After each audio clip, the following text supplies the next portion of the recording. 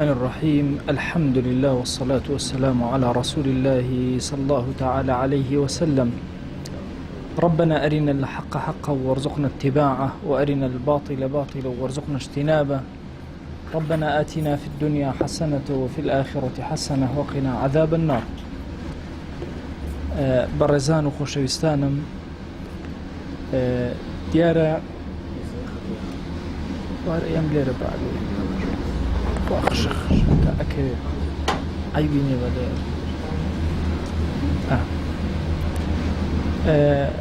بەڕێزان و خۆشەویستانم، ئێمە لە خزمەت بابەتەکانی ئاسایشی ڕۆح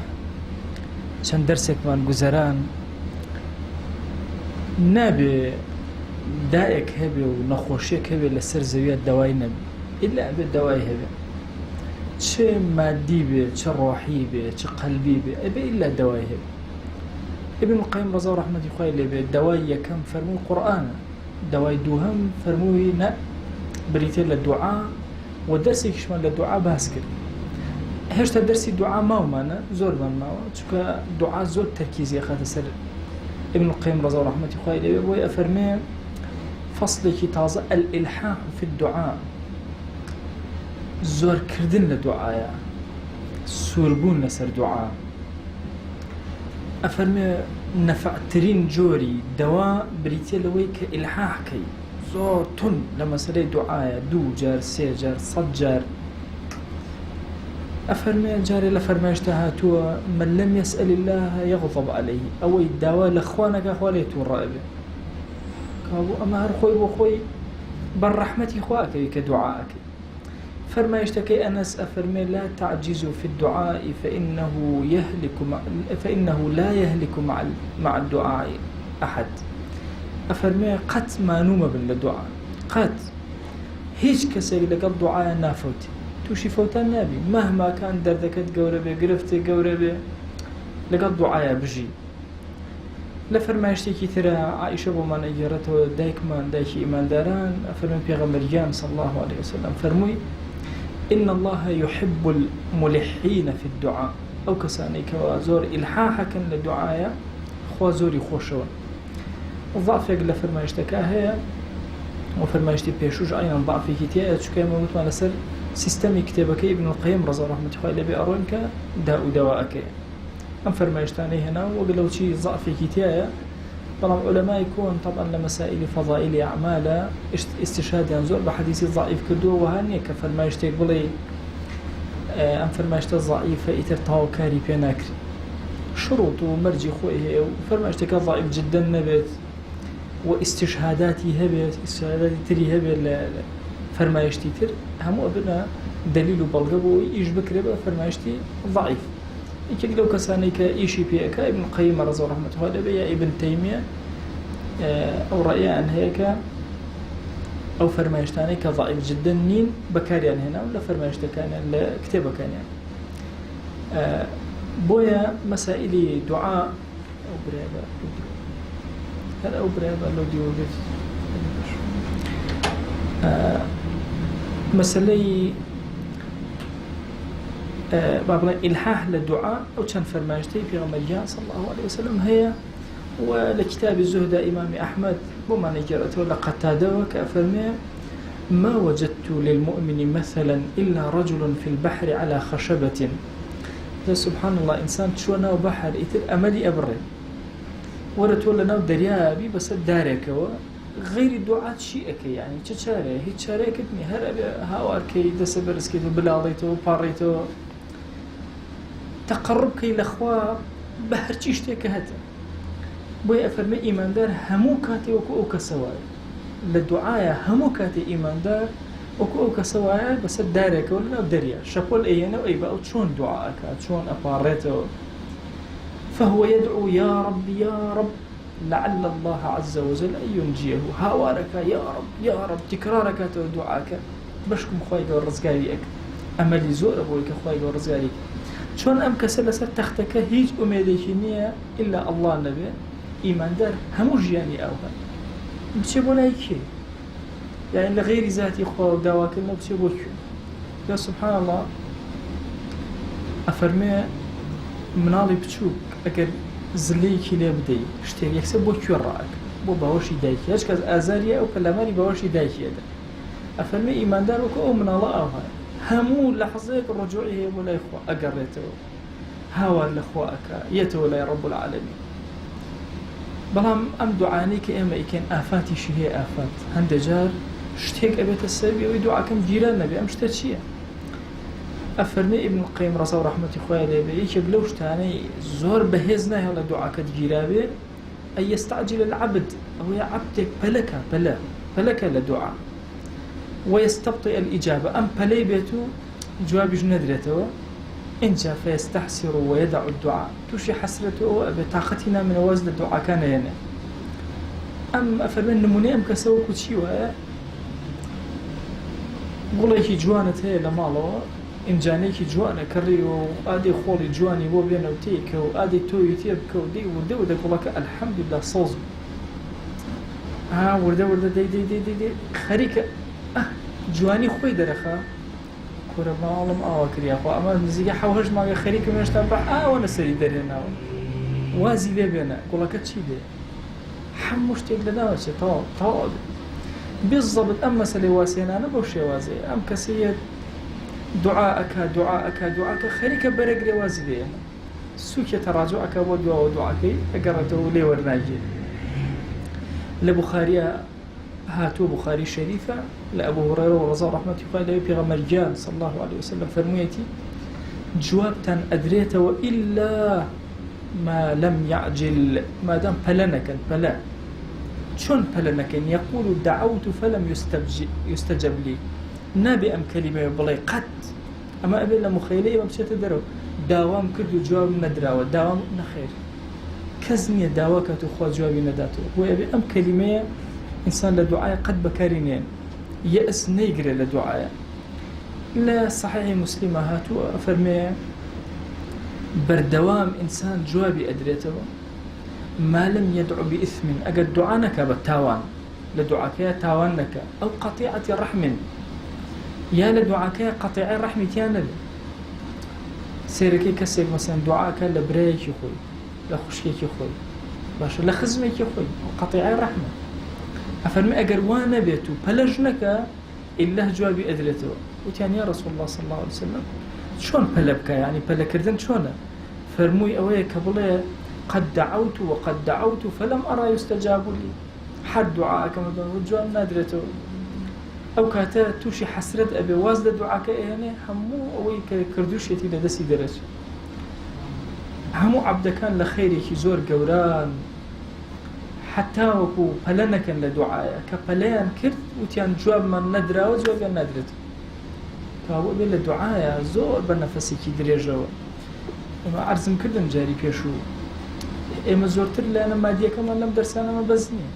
توشي قناه يبوم تشارسل ناكربو دعاء كم أبهرم وخوي رزقارم كلم قناه ناتوان أسايش الروحي تيقدام قناه شون رزقارم نابي بلم جواب ندرايو أبي هرب الدوام حتى لعل الدرجة خير كان سوتش اللي أكريته بالرغم كل مسألة دعاء جاري وهي إنسان دردي هي نخوشي جناه جناه ما عنده جار جنجيان زود ظلم بيانا كريته جنجي أفر مسك جوانا نية تخوار أو ما وصايان أو صالك الجيرو دي جناه خم بيا كنترول ناكري إيه باشا شيء أكيد بخوا موسى دعاء كم صدقة كم قرآن أخوانم ذكر أخوانم أما يرزقارم رزقارم نابي غيرك الشيطان الله أكبر هو مجاهدة لا مجاهدة بهيزة لك الشيطان من الملاني أكان ويا غزالي قصي شيء الله يقول كسيك تنبيني لسر قناه زاني تان خوي أزاني قناه كات شاوي لي بنو قيم حق النبي ما دام خوي أزاني قناه حق النبي شكل لو أتشي أو كسل مجاهدات لهولي أو دي أيوة زالوا بسر خويا أو الشيطان بشاني تويداو ويفصح بوزد مجاهدة كيبين حقني بسري ستريك لأنه سبحان الله لزمنك أجين نهار حترين شد بلا منو ستر زول زحمة يصبر أو أمو تارمان لسري بنوسن دعاي بنوسن أبزانا مع صعبان شكر ومسعود بازاني بلا ڕۆکێسێ عالەم سێریەکە وانە ماساڵدام یەک باسی خوای کرد کە سێری داکە ئەزانم بۆ چووکە ها زەمەنی هەتکردنی سترەکانە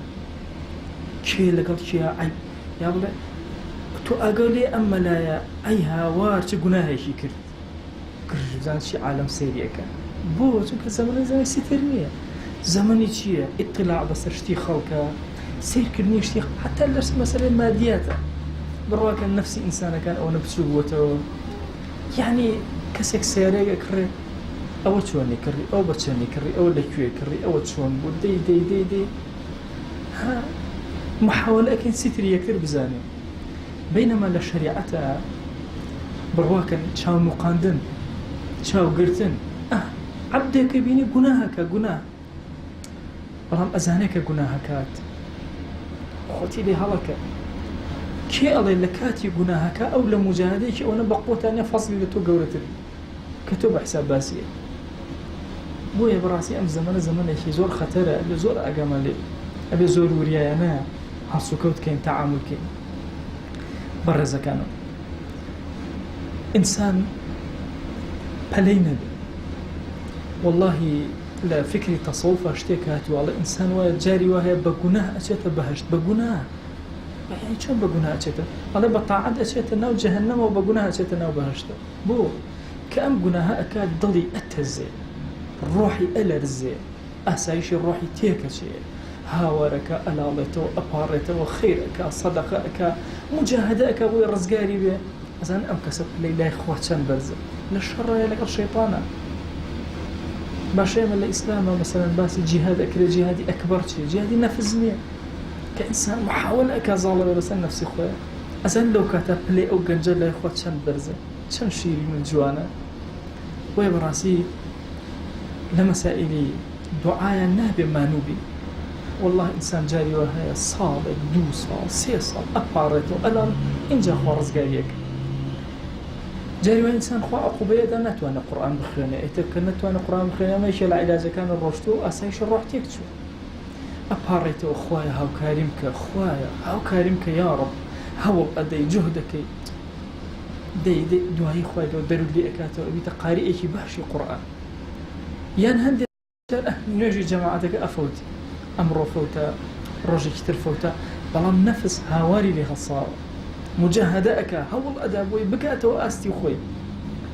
ئەم کاتانی کە ئینسان ئەوە ئیلحاحەکە لە دوعایە و نووجدا نایە و ناڵێ پەلەی نییە پەلە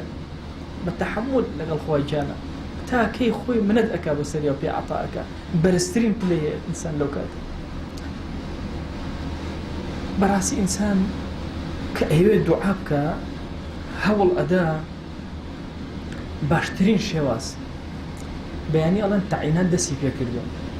ئادەی ئەمانە عەریزەیە بنووسین بۆی تەعین کردن چۆن عەریزەکە ئەنووسی هەوڵ ئەدەی کاتی مناسب باشە کەسی مناسب CV جوان باشە سوپاس و ستایشی جوان هەمووی لە عەریزەیەکە ئەنووسی بۆ بەڕێز سەرۆکی حکوومەتی هەرێمی کوردستان من ناوم فڵان کەسی کوڕی فڵان کەس خۆتی پێ ئەناسێن اینجا بەڕاستی بیستومە کە جەنابتان عەریزەی کەس ڕەت ناکەنەوە باشە هی هەموو کەس قبوڵەکە من یەکێکم لەو ئەفرادانەی کە لەم میلەتە هەزاران دەردی سەریم بینیوە نازانم چی ڕازێنیتەوە جوان ئەگەر ڕازانەوەکە سێ چوار جۆ قەڵەمی تیا بەکاربێنی باشتر و جوانتر ئەڵێ بە هەر لە دوورەوە دیار بێ داواکاریەکە بە کۆمپیوتەرەکە ڕێتخوا ئەمیان تۆزە ڕەشتر و گەورەتر کە بە جوان بیبێنێ باشە خەباتم هەیە 70 شەهیدمان هەیە بنەماڵەکەمان نازانم اینجا تەقدیمی ئەەکەی نەفەری باشە دۆزیوەتەوە کەسی شیا و زۆر ئەمەلە هەیە کە ئەمە قبول کرێ ئیمزایەکی بەرکرد ئەمە بۆ لای عەبدێک وەرە ئینسان لەگەڵ خوایان نابێ بگەڕێ بە دوای کاتی باشە نابێ بگەڕێ کاتێ بدۆزێتەوە کە کاتەکە زۆر مناسب بێ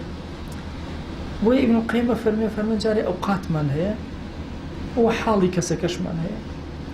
ئەفەرمێ ئەگەر لەگەڵ دوعاکەیە دڵی بە ئاگا بێ دڵێکی هوشیار دوعاکە اینجا مێشک و زیهنی خۆی هەمووی خسبێتە بەردەست ڕەب العالەمین بۆی داوای ئەم مەطلوبەی کە ئەم شتە کاتێکی زۆر باشیشی هەڵبژار دەبێت لە 6 کاتەکە إلا خواجان جوابي أداته ششكاتك چين يكم يقل سرسي أخيري شو لنويجي إوارة دس بيئك كخور آواب حتى بانجي بياني هر أمنا شو بيك بسيه بشو چكو أقوره بيكاته كان شو كورته بتو ده بيك بسيه بشو باشا بشي أخيريا باشترين كاتك بو دعا كردن وقتك زور مناسب لو كاتك تري زور آسان بيني بانق وقامت سبحان الله بيني بانق وقامت أو بينا زور دعاتي يجيلا بزوكو غزالي أفرمي زور كزلي فراموش باش آقاي ليني جوان جوابي بانق بدلو إنجا دسك بدعا كدن لو بينا حتى وقو قامتك باشترين كاتب وجيرابوني دعاك وأدبار الصلوات المكتوبات نيجا فرزكان دواء نيجا فرزكان باشترين كاتب دعايا بباريرو بلاوليرو بداخل علم صحوي إسلامي لمسألة الدعاء دواء نيجا كان خلقي زور سارد كردو زمنك لنا وتكان هاد بسر مانا كدز برس كنو بو الدعاء بدعته ببيت تحقيق لخو قصة كرا أجنا بالتحقيق أجسيركي دعاء سنتي كي زور تركيز لسدان راو بيائك عربيات الله في غمري صلى الله عليه وسلم يا رسول الله أي الدعاء أسمع أي في غمري صلى الله عليه وسلم كان دعاء زور بسرا ولا إخوة يخسر قبوليك فرموا دبر الصلوات المكتوبات وفي الجوف الليل المظلم للشوي تاريخي أنقست شاوى لغل دوين يجا فرزك زور قولي دوين يجا فرزك بإسراحات بلمك دانشا ذكر كان بباشي بخيانة إنجا دعاك موسمي يرابوني دعاء ويقول دعاء كان لي ورقلي إنجا الرجل جمعة كإمام أتيت سر منبر حتى دا أبظ أم بين وقت زور قرن أما كمال السنة هي طبعا فراموش كراوة إيش يبدو سنتاني خطيب باسي آقرينك تو أبي بناخي ضل هواركي اللهم إني أعوذ بك من النار بس بهشتي كيف اللهم ادخلني الجنة خويا بخيرنا وبهشت خويا لا أقر رزقارمك باسي صدقي كر خويا بنكر الله الصادقة كان باسي فسادي كر خويا لا فساد من بارزة باسي نخوشي كر خويا لا نخوشي كان من بارزة أم كسي كدانيش تو روحي دعاك لقال خطيبك أم كاتب باشتين كاتب الجيرابوني دعاك إنجا أخير ساعات لدواء عصر ساعات بيش إيوارا همو روجه موسيمي برزبونوي طاعات وجيرابوني دعاء هندك فرمينا روجي تشوار شمان بالذات وانا فرمايشتي لسرا روجي تشوار شمان زور تركيز كراوة كدعاء كان جيرابن لدواء عصر بوي زور قوري أم كاتاني زور قوري الإنسان بقرب بدواء أم كاتانا لقل أمشا وصادف خشوعا في القلب لكوا ضلي زور منكسرة لبردم خوايا خشوعي هي ملكتة وانكسارا بين يدي الرب باشا ضلشكاو لبردم رب العالمين وذلا له خوي زليل كدو لبردم خوايا وتضرعا شيء تضرع بلا وزور زور تشيجي لي ورقم تضرع خوي الضرع يعني شيء العربي يعني قوان تضرع لشي وهاتوا بچيكي بچوك دبينيوا باشا كاريكي بچوك باشا او دم برزكاتو بو قواني داي بو ضرعي داي شن لم كاتا محتاج او كتوز الشير لقواني داي وبيتخوار بو شن زليلة بو او شويني طبعا قواني اجلكا لكوايا لنزيكي شويني بيساي اواني بلا امنا الله محتاج طبعا انسان خواهي قرر سبحان الله زور رزيلنا حتى مسألة منال سيركي لسر سنجي داهي لسر ضلي شيري وخلقان دو بلام لا أجلكان لكي بويا نزمترين كاتي أجلك أم كاتي كمحتاجي أمين إنجا طبعا أهو الدمي برس كردوته لو بري الزليلية هند جار والله إنسان لبردم خوايا حالتي كيبو دروسة بيه لو أجل لو كار زور تضرعي زيادة زور خوي بكم ترئزاني ويا أو كاتانا بيبا ورياي ورقة ضلي نرمى لو كاتا دعاء كان أكا إنجا بيوس الروب كاتا قبلة دزنيجي كي جواني هبه هردو دسكاني برس كاتا سباسي خواكا لسرتا وثنابو خواكا ثنا طبعا إنسان كبير دعاء بكا دزنيجي جوانا قري ماشە ڕووەکاتە قیبلە دەستەکانی بەرزەکاتەوە بسم الله الحمد لله والصلاة والسلام على رسول الله ئەمە سنەت هێشتا ماوە لە دوای ئەمە ثەنا طبعا لە عەرەبیە ثەنای زۆر جوانجوانەیە سبحان الله لە کوردیە لە زمانی کوردیە ثەنامان کەمە وەسام کەریمی کتێبێکی بە ناوی ثەنا و سکاڵاکردن لای خوا دوعاکردن و ثەناکردن باسی خواکردن چەند جوانە ئینسان هەندێک جار لە بەردەم خوایە خوای گیان بەخوا ئەزانم تۆ کەریمی بەخوا کەریمەکانیشم ناسیوە دەستی کەس ڕەت ناکەنەوە بەخوا کەس ئەچێتە بەردەم ماڵێن حەچی بێ پێی ئەدەن ئەها وەصف و سەنای خوا بە مەیلی خۆی طبعا لە کوردی دامەوە سێ دوعامان هەیە خوای ڕەحمم پێ بکەی خوای عەفوم بکەی باشە خوای ڕزقم بێ بەس ئەم سێیانەمانەیە باشە من زۆر کات دیقەت ئەدەم ینی سێرەکەم تەرکیز لەسەر ئەم سێ دوعایە ئەو جامع الدعوات ئەو هەموو دوعایە ئەی ثەنا نیمانە نازانین بڵێن چی بەڵام تۆ وەرە ممارەسەکە لەگەڵ عەرەبیەکانە لەگەڵ حەدیثەکانی پێغەمبەرگیان صلی الله عليه وسلم حتى لە دوعای قنوتە تۆ مەسەلەن يعني لە دوعای قنوتە بەشێکی باشی بریتە لە ثەنا علەما فەرمون هەموو ثەنایەک دوعایەکی لە ژێرە هەموو ثەنایەک مەسەلەن ئەڵێم خوای گیان کەس لە لای تۆ زەلیل نابێت کە پەیوەندی بە تۆوە کرد یعنی خوای من زەلیل مەکە خوای کەس بەرامبەر بە تۆ وەسا قەت عەزیز نابێت هەمیشە ملشکاوە خوای گیان عەزیزم کە پەروەردگارە خوای هەر کەس پشت بە تۆ بەسێ قەت بێ ڕسق نابێت خۆ نەبوو تۆ ڕسقمە بەس لە بنەوەتیایەت یعنی خوای گیان ڕسقم باشە بەڵام بە ئوسلوبی چی بە ئوسلوبی ثەنا زۆر ئوسلوبێکی گەورەیە لە دوعای ئینسان بەکاری بێنە بۆیە ئیبن القەیم ڕەزا و ڕەحمەتی خوای لێبێ فەرمێ حەمدی خوا بکە سەڵات و سەلام بۆ پێغەمبەرگیان صلی الله عليه وسلم بنێرێ اینجا دەستکە بە ثەناکردنی خوا زۆر ثەنای خواکە اینجا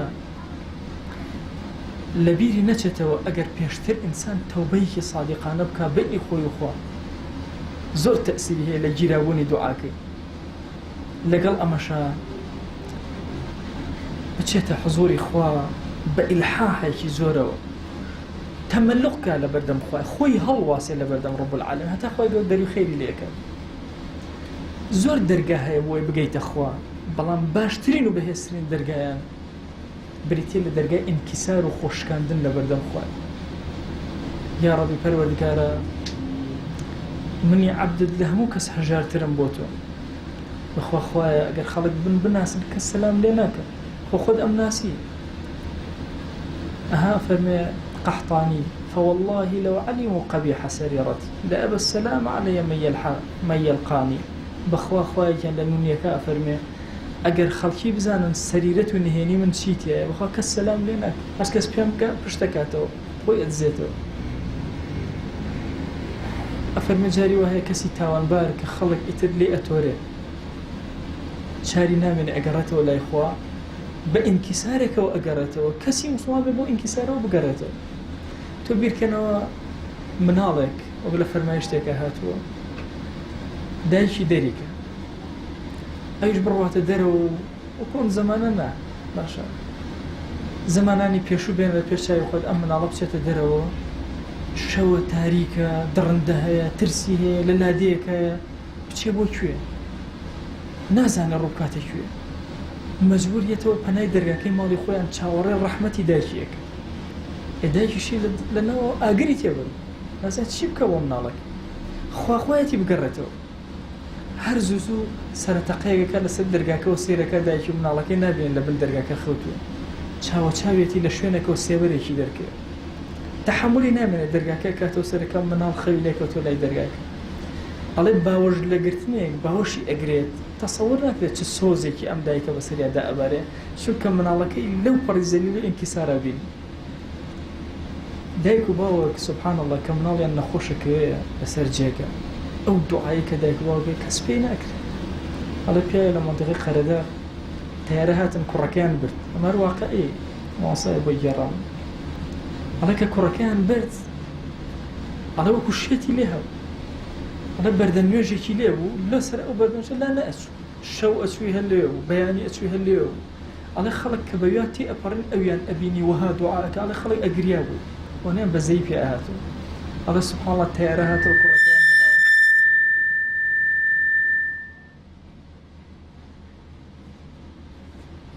كزي كجارور عجزة زكي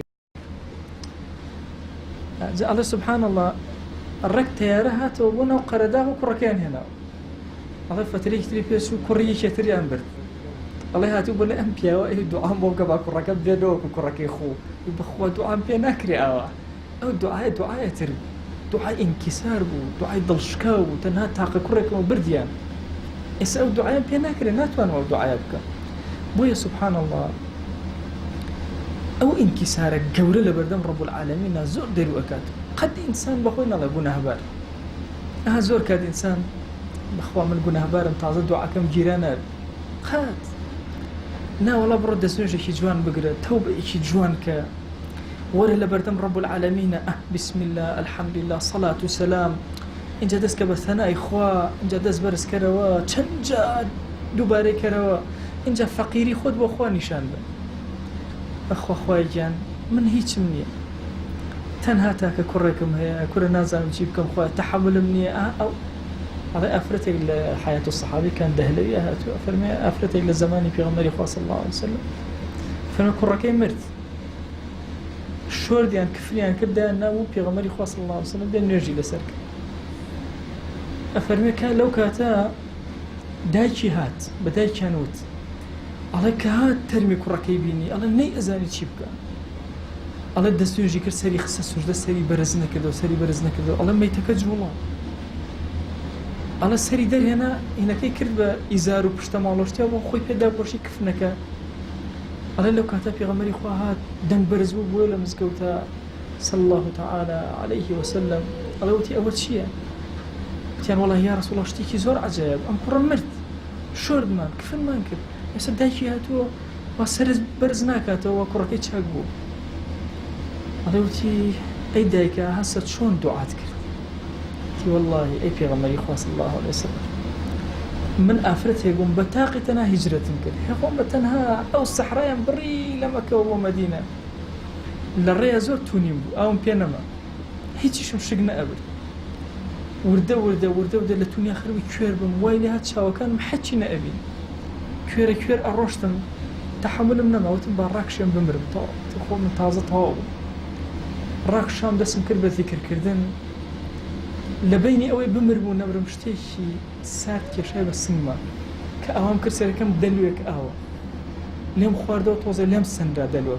توزي كترم لي خواردو لم سندرا توزي كتر لم سندرا كسيرم كرد دولشيك الأسمان ويتخوار وتيرا ومكاتو أشي توصل لا والله يا رسول الله لا يكسكز بازنا كرد لو الرجوع قد تينو نبو قد هات مو سرخو بإسراحة الرقا كم بري لسجدك وتمخوايا من أو آفرة بخوات تحملي أو مشقة كربز بخوات تحملي كرمردنا كم خوايا ورا بهانامو اتنازل خوايا قرأت شون أمريكا عطاك فرمي فكذلك ودعوه أو دعاء كان أو وكو آفرة دلشكا ودعاء كان أو هاوار كان بويا براسي إنسان قد بخوينا الله قناه بار مهما كان قناه باري ورا هاورك يعني ورا جوابي خواب وعبدي يقناه باري خجالة بابريتي لبيك برواكن لبيك لزماني عربية معناه كيشونا يعني بلي قربان لخزمتها دوجر لبيك مثنايا طبعا يعني وكو هاي توبلي يا رب خوي جان بعظمتي خوي دوجر بلي أي عبدكم والله إنسان خجالة بك أو فرماشتان أخوانك يعني إما يقولها بار أو أرو والله بور رحمة وجواب ما ندات ديور إنسان أبي شون دعاك والله للروايتك أفرمي أجر كسكر قلنا بار أجر شاق بي خوي قالوا قال لبيك أجر خرابي بيلا لبيك وسعدي كره بلي خوش بختيش بوتو نك خوش بختي دانية دوان سيان بدويك إسعاد بعد إسعاد بوتو أي عبد ويا براسي أجر إنسان أمانيك إنجا صدقة زور تأثيرية ودعاء جيراون كاتي أزاني مثلا أسايش الروح تيك شو دعاء كان الجيران به صدقة كم إنجا دستكم بدعاء كان كسب يوم نازاني لبرخاتي إخوة أي بخشمو درجة كان بأكرته إنجا دعوة كذن بناوكاني إخوة بصفاتي إخوة ناويناني يا رحمن يا رحيم يا مليك يا قدوس يا سلام يا مؤمن يا مهيمن يا عزيز يا جبار. دعاء كان ناوكاني خواجان چندین جار بەکار بێنێت. اینجا ئەفەرمێ ابن القيم ئەگەر دعایە بەم شێوازە بکرێن زۆر ئەستەمە بگەڕێتەوە ناگەڕێتەوە ئیلا خواجان لێ وەرەگرێ لێ قبوڵەکە. ئەڵێ بە تایبەتی ئەگەر ئەو دعایانە بکەی کە پێغەمبەریان صلی الله عليه وسلم بە زمانیە هاتوون فەرموویەتی ئەو دعایانە بکەن ئەگەر ئەوانە بکەیت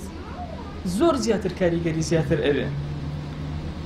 ئەفەرمێ چونکە زۆرێک لەو دوعانەی پێغەمبەری خوا کردوێتی صلی الله عليه وسلم ئیسمی عەظەمی تەیە. طبعاً ئیسمی عەظەم لە ناو ناوەکانی خوا ناوێکی نهێنیە. طبعاً هەندێک شتمان هەیە نهێنی خواگیان شاردوێتیەوە بۆیە عەبدەکان خۆیان مانووکەن. ئەو شتانی خواگیان شاردوێتیەوە زۆرن. شەوی قەدر شەوی چەندە؟ بەخوا پێم نەگرێ 27 یەکێ بەخوا 23 بەخوا 25 کورە ماڵە ئاوە کەس نەزانێت لە ئەوڵە یەکێکمان خواردووە نەما خواردوە کێڵە جووتەکان نییە ئەبێتە مشکلەیەک لە مانگی ڕەمەزانە. بەس خواگیان خۆی ئێرادەی وایە بۆی هەر دەشەوە کە عەبدەکان ئامادەگیان هەبێت. هەندێک شتیش هەیە تەحدید کراسە ڕۆژی عەرەفە چەند ئاسانە تەحدید کراوە. 1-2 ساڵێک ئێستا لەمە پێ ساڵ لەمە دۆخوا لە گوناه بوورێ تەحدیدیش پێوتی ئەو ڕۆژێ. هەندێک شتی تر ئیسمی عەظەمێکە کە لەو شتانەی شاراوەتەوە لە ناو ناوەکانە. یەقینمان هەیە ناوێک لە ناوەکانی خوا ئەو ناوەیە کە وتت جواب بدراوەتەوە یەکسەر گیرا بۆ دوعاک. ابن عباس قسەیەکی هەیە ئەفەرمێ طبعاً لە شەوی قەدرە ئەفەرمێ شەوی قەدر ئەسوڕێتەوە ئەڵێ احتیمالە ساڵە 20 باشە ساڵە 21 بێ ساڵە 22 بێ ساڵە مەسەلەن 27 بێ. ئەفەرمێ بۆیە عولەما کەوتوانە مەسەلەن 27 ئەو ساڵ ئەوان بینەوە کە 27 جەماعەتێک تر وتوانە 23 وایان بینەوە کە 23 ئەفەرمێ ئەسوڕێتەوە. ڕەئی ئەو هەیە لە مەسەلەی ئەسماء اللهشە ڕەیەکی زۆر جوانیە. ئەفەرمێ ئیسمی عەظەم هەر کەسێک نهێنێکی وە دەرەکەی ئیسمی عەظەمی ئەو لەوایە هەر کەسەی خوا کلیلەکەی لە ناوێکە ئەداتێ بۆیە ناوەکان هەموو بەکار بێنە. ئیسمی عەظەم حتما لە فەرمایشتەکانی پێغەمبەرجانە صلی الله عليه وسلم تەواجودی. دعای مەثورمان زۆرە. دعایەکمان هەیە عەبدوڵڵای کوڕی بەریدە ئیجێڕێتەوە لە باوکیەوە لە پێغەمبەرجانەوە صلی الله عليه وسلم پیاوێک دعایە کرد ئەویش گوێی لێ بوو پێغەمبەرجان صلی الله عليه وسلم. ئەی فەرموو اللهم إني أسألك خوايا من داوا لە تۆ ئەکەم بأني أشهد أنك أنت الله لا إله إلا أنت. داوا لێ ئەکەم بەوەی کە من شەهادەتم بە تۆ داوە شایەتی بە تۆ ئەهێنم کە هیچ خوایەک نییە ئیلا تۆ نەبی. الأحد الصمد خوای تۆ بە تاکی تەنها تۆ الصمد هەموو شتێ محتاجی تۆی تۆ محتاجی کەس نی. لەم یەلد وەلەم یولد کەس لە تۆ نەبوو تۆش لە کەس نەبووی هاوتایەکە نییە وەلەم یەکن لەهو کوفوەن ئەحەد. پێغەمبەری خوا صلی الله عليه وسلم کە گوێی لەم پیاوە بوو ئەم دوعایە کرد فەرمووی لقد سأل الله بالاسم الذي إذا سئل به أعطى. کورە ئەم پیاوە کەلیمەیەکی بەکارهێنا ئیسمی عەظەم بوو هەچ کەس هەرچی پێداوەکە خوا ئەیدات وإذا دعي به أجاب بەس داواکە خوا جوابت ئەداتەوە. لە ڕوایەتێکا فەرمووی لقد سألت الله باسم الأعظم. کورە ئەی پیاو تۆ بە ناوی عەظەمی خوا ناوە هەرە گەورەکەی خوا ئەبەوە هاوارە کرد ئیلا خوای گەورە جوابت ئەداتەوە. لە فەرمایشتێکی ترە ئەفەرمێ پیاوێ نوێژیە کرد دوعایە کرد ئەی اللهم إني أسألك بأن لك الحمد خوایە من داوا لێ ئەکەم بەوەی کە هەرچی حەمد هەیە بۆ تۆ سوپاس هەمووی هی تۆیە کەس خاوەنی هیچ نییە لا إله إلا أنت هیچ خوایەک نییە ئیلا تۆ نەبی. المنان بەس تۆ منەتکاری بەسەرمانە. المنان صیغەی مبالغە یعنی هەر تۆی کە زۆر منەتکەی بەسەرمانە باشە هەرچی شتە هی تۆیە تۆ صاحبی منەتی بەسەر ئێمەوە. بديع السماوات والأرض داهنەری ئاسمانەکان و زەوی یا ذا الجلال والإكرام هۆ خاوەن گەورەی خاوەن ئیکرام و ڕێز یا حەی و یا قەیوم ئەی ئەو کەسێک کە حەیات ئەبەخشی هەرچی شتە ڕاگیری ئەەکەی. پێغەمبەریان صلی الله عليه وسلم فەرمی ئەم پیاوە بە ئیسمی عەظەم داوای کرد إذا سئل به أعطى. خوا بە ناوێ داوای کردو هەر کەس پێی داواکە یەکسەر جوابی ئەدرێتەوە. لە تیرمیزیە هاتووە کە ئەسمای کچی یەزید أي فرمو اسمي أعظم لم دو آياته وإلهكم إله واحد لا إله إلا هو الرحمن الرحيم أمتشن كلمة اسمي أعظم يتايك دو ألف لام ميم الله لا إله إلا هو الحي القيوم أيوه هركز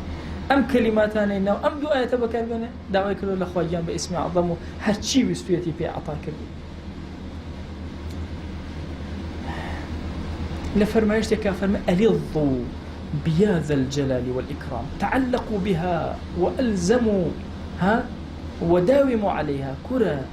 خوتان هل بواسن بوشي يا ذا الجلال والإكرام يا ذا الجلال والإكرام بخواها إنسان زور برسيبه تير نابه أنا جان ميوان معني أو شرى سوشتيوا دائنين على كل دلائي بمالا بقرآن خوت كاكما تير خوانين نيو درقتي خوش منام لينا أخو مهر ماشي أيوة نيخو أيخوا لي تحملناك سيطرة بس أخواناك هذا الليبن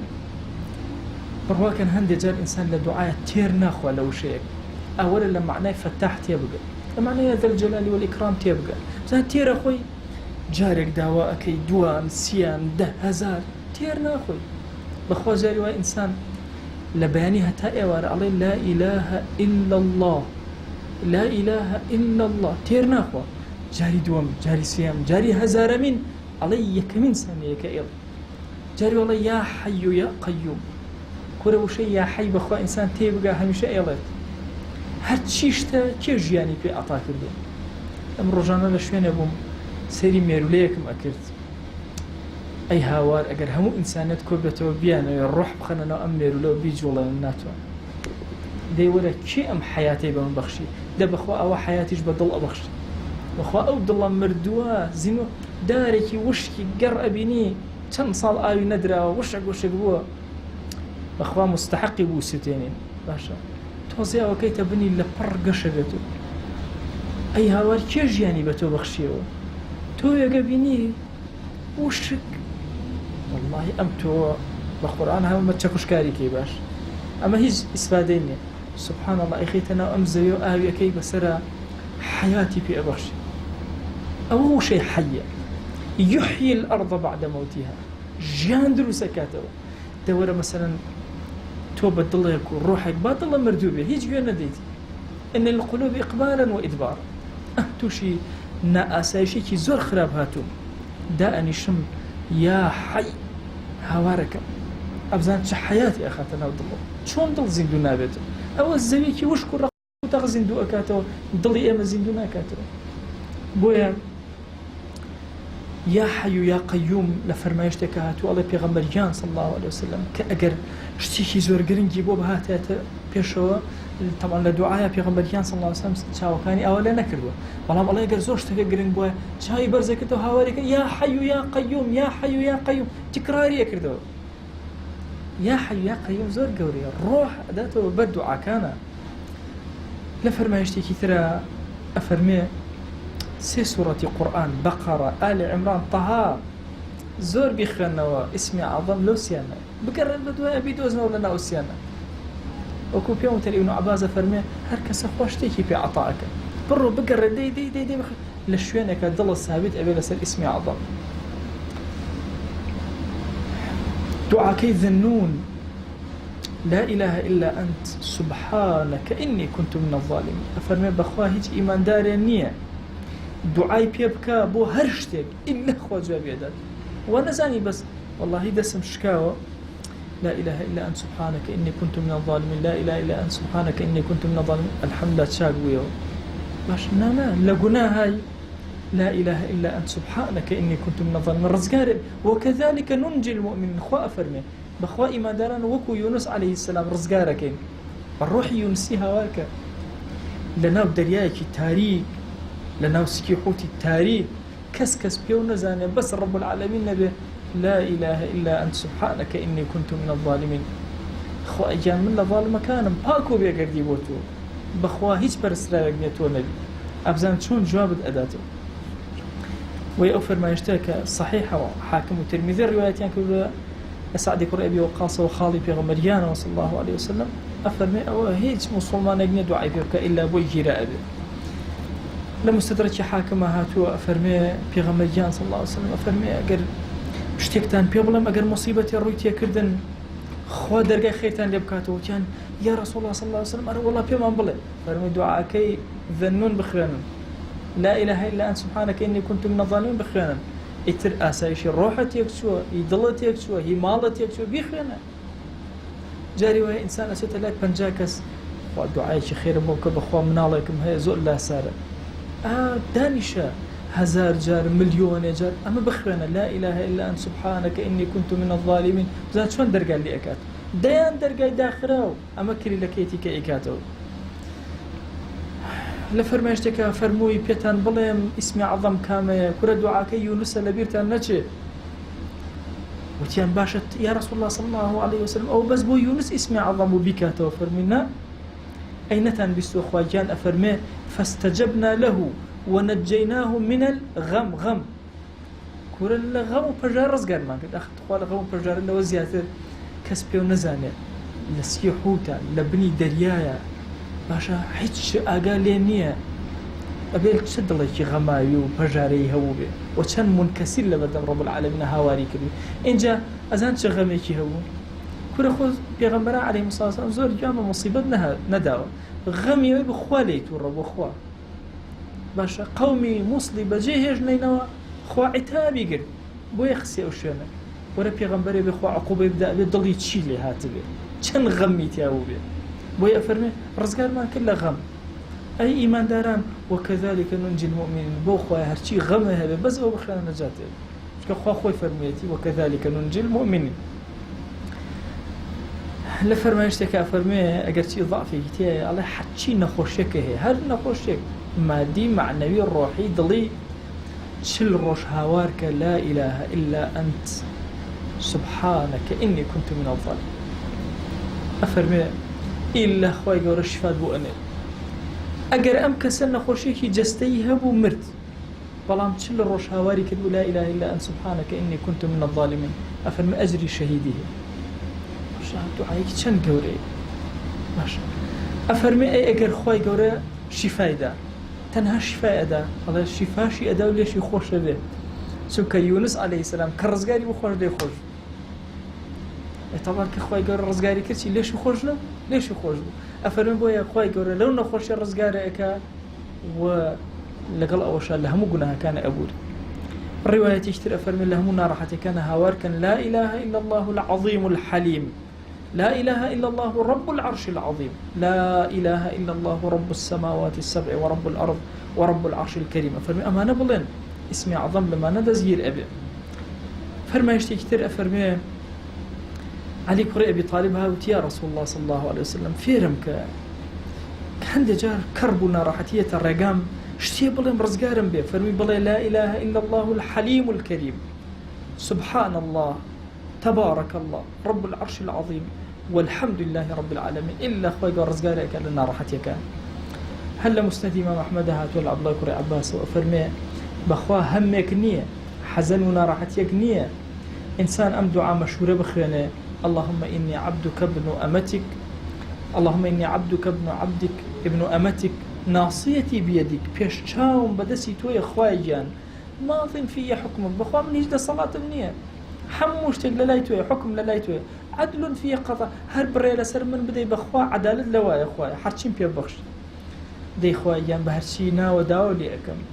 خودنا ولا خونا يا يشي العبد كان فير كل بونا وبانجكا يا ليش الكتاب كان داونا يا بكس نوت ولا غيبه لا يخوتا خواي قرآن شيرين وجوان بكره بهاري ظلم بيكره نور رناكي السنجم خواي بيكره لابري غم وبجارم على إلا خوهم وحزنك لا أبا نكر أوانا فرحك زور قور أخات الضل ابن مسعود أفرمي بيغمبرك نية إلا بيغمبران عليهم الصلاة والسلام توشي النار حتي وبي إلا هواري بالتسبيحات كله سبحان الله سبحان الله سبحان الله تسبيحي زور كردو أخوة دارو خيري لك لكتابي ابن أبي الدنيا الرواية كاتولة خزمتها نباسي كم كأنسي كوري مالك وما نجرته ولا بيغمبريان صلى الله عليه وسلم يشق لها والله كان پێ ئەوترا بە ئەبە معلقی پێ ئەوترا ئەڵێ تاجر و بازرگانێ بوو و مەشهور بوو لە هەموو شوێنە کە نمونەی کەسێکی زۆر بە ئەدەب و ئەوانە و زۆر ئەمین خەڵک پارەیان ئەدەتی بازرگانی پێوەکە ڕوایەتەکە مەشهورە ئەفەرمێ ئەم پیاوە عەزیمە ڕۆژێک ئەمانەتی خەڵکی زۆر لەلاو ئەڵێ کاتێکی زانی ویستی دەستنوێژ بگرێت لە شوێنە لایدا کەسێک بە شمشێرێکی درێژەوە تەپیایە سەری چی پارە و پێ داینە چکە من هەر ئەو کوژم هیچە کاکە بۆم کوژی پارەکە بەرە مەم کوژە چ ئیسفادێ لە خوێنی منەکە پارە هەبێت نەبێ هەر ئەو کوژم کاکە هەموو پارەکە بۆ تۆ ئەمانەتی خەڵکە بەس خۆم ئەیدەمەوە پارەکە بەرە بەس مەم کوژە تشتی وایتیان نیە پارە لەکوێ لە داینە خۆشە کوژدای دێ هەر ئەم کوژی هەر ئەو کوژ دەڕێم بدە بە 4 کال نوێشکەم وتی چەند لایکەی بکە کەسی لێ نییە بە ئیسراحەت هەر ئەو کوژم ئەڵێ کە نوێژی دەست پێ کرد لە کۆتایی هەر نوێژەکە ئەیکرد دوعایە کرد ئەڵێ کاتێک چاوی بەرز کردەوە سەیری کرد پیاوێک لەو سەرەوە تەپ و تۆزەکە بەغاریەت زۆر بە سەریعی ڕمێکی زۆر درێژی پێ لە بینی گوێچکەی ئەسپەکەی و ڕمەکەی درێژ ئەڵێ کابراش کە ئەوەی بینی هەڵسا ئەڵێ پاڵەوانێکی گەورە ئەساوی بەرەنگاری بکە ئەڵێ بە چاوتروکانێ ئەمەی سەر ئەسپەکە دزەکەی کوشت ئەڵێ وتی هەڵسەرەوە ئەڵێ هەڵسایە وتی تۆ چی مەلائیکەتی خۆم لە ئاسمانی چوارەمەوە تێر دوعام کرد تا خۆم بنێرە بە هاواری تۆ چی ود ئەم کەسە چی ئەڵێ ئەم هاوارێکە وتی یا وەدود و یا وەدود دوو ناوی خواجان یا وەدود یا ذا العرش المجيد وخاوني عرش بيروزك يا فعالا لما تريد أو كسي حرشي ويجي بجيك أسألك بعزك الذي لا يرى دواءك بو عزة قوريتك هيس كزنات وانا برامري بوسي وبملكك التي لا يضام دواء لي كم بو ملكيتو كزنات وانا برشكي لتو كم كاتو لملكيتو وبنورك الذي ملأ أركان عرشك خوا دواء كم بو نوريتو همو بايكاني عرشي خوتي الروشن كردوتوا أن تكفيني شر هذا اللص خواجان أم دزم لك والكرو شر أم دزم لك والكرو يا مغيث أغثني خوايا تو مغيثي خلق هانابو تو يعني بهانام وورا إن جاء على السيجار أمي دوبارة كردوا ملائكة وتي أي هاواء بخواك جارية كام كتو أم دعايات كرت ئاگام لێبوو هەموو دەرگاکانی ئاسمان ئاوە ئەشەکینەوە تەقەتەقیانەکە چۆن بوومە لەرزە قڕەقڕبەینەکانە خات ئاوە تەقەتەقیانەکە بەخوا دووەم جار کە هاوارە کرد هەموو ئەهلی ئاسمان هاواریان لێبەرز بۆ ئامینیان بۆ تو ئەکرد کە خوای جوابی ئەم عەبدە و بەرەوە بەخوا کە سێهەم جار هاوارە کرد پێم وترا ئەمە دوعای مەکروبێکە کەسێکە هاوارەکە تم خوایە بەس مۆڵەتم بە زەبا من بیکوژم ئەفەرمێ خوا مۆڵەتی یان یەکسەر لە ئاسمانەوە گەشتمە سەرسەری فریاد کەوت حەسەنی بەسری قسەیەکە ئەفەرمێ وەڵڵا هەر کەس دەستنوێژە جوان بگرێ 4 ڕکات کە ئەم دوعایە بکە هەر ناڕەحەتێکی هەبێ ئیلا مەلائیکەتی خۆیان بەهانە دێ وەرە ئینسان دوعا گەورانە ئەم بترسێلەوەی کە خوای گیان جوابی ناداتەوە بڕواکەن ئەزانن مەلائیکە چەند پەیوەندیان لەگەڵ ئینسانە هەیە بەخوا جاری وای ئاوا ئینسان دەست بەرزەکاتەوە ئەزایشی اهتزت عرش الرحمن اهتز عرش الرحمن لموت سعد بن معاذ سعد بن معاذ وفاتي كر عرشي خوا كوت لرزة بخوا أسمان أكوت لرزة جاري ودعاء وإنسان أسايش الروح أبي زور أرام لتو لقل دعاء بخوا أبي آوا كده سكاني برز كده ولا حضوري خوايا هزبة تشيشكا هزبة آراميكا روحي أسودكا إنسان كلا خزمت أم رحمتي خوايا أوستي براسي ضلي زور أرامي وەرە خوایەک چەند بەخشندەیە لەگەڵ ئەم عەبدانە یعنی ئێمە گوناهبار ئەگەر دەستنوێژ بگرین 4 کار نوێژکەین ئەم دوعای بکەین خواجان یە بەدەمانەوە ئەرە وەڵڵاهی خواجان یە بەدەمان بۆیە بەڕێزەکانم هەموو نەخۆشیەکان کە هەمان مادی معنەوی بەتایبەتی من لەم وتارانەمە نەخۆشیەکانی ڕۆحمە بەستە ڕۆح هەر گرفتێکی ڕۆحیت هەیە وەرە هاوار بێنە چێژ وەرناگری لە نوێژ ئەوەرە هاوار بێنە خۆیە چێژ وەرناگرە فریام کەوت لە زیکر چێژ وەرناگری هاوارکە یا ڕەب فریام کەوت تووشی گوناهێک بووی هاوارکە یا ڕب فریام کە ڕزگارم کە توش بووم ئەبزانە خواگیان چۆن جواب ئەدات خوا جاری وا هەیە زەجە لە ئاسمانەکان دروستەوە بۆ دوعایەکیت هەموو هاوارەکەن خوای گیان جوابی ئەم عەبدە بەرم ئومێد بەخوای گەورە ئەم دەرسە و تەواوی دەرسەکانمان لێ قبوڵ کە خوای گیان ئێمەی گوناهباری خەجاڵەتبار پەروەردگارە بەخوا کەسێ شک نابێن دەسیوە بەرزکەینەوە بەخوا خوای گیان تۆ خۆش شاهیدی ئەو دەسانەی دوعا لە کەس پان ناکەینەوە بۆ تۆ نەبێ یا ئیلاهی بەخوا ئومێد و هیوامان بە هیچ مرۆڤێک نییە پەروەردگارە بە تۆ نەبێ خوای بۆ خاتی گەورەی خۆت ڕەحم و بەزەی و میهرەبانی خۆت بەسەرمانەوە بارێنە بەخوا پەروەردگارە کە لە خزمەت ڕەحمەتی تۆیە ئەوەستین دڵمان زۆر گەشە بێ ئاسایش بۆ ڕۆحمان دێ تو گەورەی خۆت خوایە ئاسایشی یەکجارێکی بۆ ڕۆحمان بنێرە خوایە تۆ خۆت ئەزانی پەروەردگارە ئێمە ئەم وشانەی کە بەکاریان هێنین وشەی پیاوانی زۆر گەورەن ئیلاهی ئێمەش هەمان وشەکان و هەمان ئەم دوعایانەی کە ئەمڕۆ خوێندومانەتەوە خوایە بەرزیانەکەینەوە بۆ لای تۆ کەرب و ناڕەحەتیەکانمان غەم و پەژارەکانمان لابە یا ئیلاهی دڵمان ئاسوودەکە ئیلاهی ئێمەی فەقیری محتاجی زەلیلی ضعیف خەجاڵەتباری بەردەم دیوانی تۆ ئێمەی گوناهبار یا ئیلاهی هاتوین بەسەری زەلیل و دەموچاوی زەلیل و زمانی زیلەتەوە دەستی زەلیلیمان بۆ تۆ بەرز کردێتەوە یا ئیلاهی بەهانامانەوە وەرە هەرچی ئەمانەوە پێمان عەتاکە خوای گیان بەخوا ئێمە زمانمان کولە لە دوعایە بەڵام ئەتوانین دوعاکەی پێغەمبەر گیان صلی الله علیه وسلم بکەین بۆیە هاوارەکەین بۆ تۆ ئەڵێن خوای گیان هەر چاکەیە پێغەمبەر گیان صلی الله علیه وسلم داوای لێ کردووی خوای ئێمەش داوات لێ ئەکەین و پێمان عەتاکە هەر خراپەیە ئەو خۆشەویستە پەنای پێگرتووی خوای ئێمەش پەنا بدە خوای هیچ سپاردەیە لای تۆ زایە نابێ نەفسی خۆمان ماڵ و مناڵمان خزم و کەس و کارمان ئیمانمان خوای گیان صحت و لەشساغیمان ژیانمان ئاخیرەتمان هەمووی سپاردە ئەکەین بە تۆ یا ئەکرەم الئەکرەمین یا ڕەبی خوای گیان بەخوا ئێمە ئەمانەوە عەبدێکی زۆر چاکی تۆ بین ئەگەرچی شەیطان و نەفسی بەدمان گوناهی زۆرمان پێ ئەکەن بەڵام پەروەردگارە بەخوا بە ڕۆح و دڵ تۆمان خۆشەوێ ئەمانەوە عەبدێکی ڕازگۆ بین لەگەڵ تۆیە دەی خۆی بمان کەرە عەبدی ڕازگۆ خۆی ڕەزامەندی خۆت بەسەرمانە ببارێنە قبولمان کە یا ئیلاهی قبولمان کە یا ئیلاهی قبولمان کە یا ئیلاهی خوای گیان تۆ خۆت ئەزانی بەم ئێوارە وەختە ئێمە لەم شوێنە کۆبووینەوە بەخوا خوایە مەبەستێکمانە تۆ نەبی دەی ڕەبی خوای لێمان وەرگرە خوای لێمان وەرگرە خوای لێمان وەرگرە تو گەورەی خۆت خوایە گیان دڵەکانمان ڕۆشن کەرەوە ئارام کەرەوە ماڵەکانمان ڕۆشن و ئارام کەرەوە وڵات و نیشتیمانمان ڕۆشن و ئارام کەرەوە تو گەورەی خۆت ئاسوودەیەکمان بۆ بنێرەکەوە ئەم دنیامان لێ بکاتە بەهەشت یا ئەکرەم الئەکرەمین خوای هەرچی غەم و پەژارەمان لەسەر دڵمان مەیهێڵە یا ئیلاهی دنیامان وەکو خۆی تێبگەێنە یا ئەکرەم الئەکرەمین آمين آمين والحمد لله رب العالمين وصلى الله على سيدنا محمد وعلى آله وصحبه وسلم تسليما كثيرا أبدا إلى يوم الدين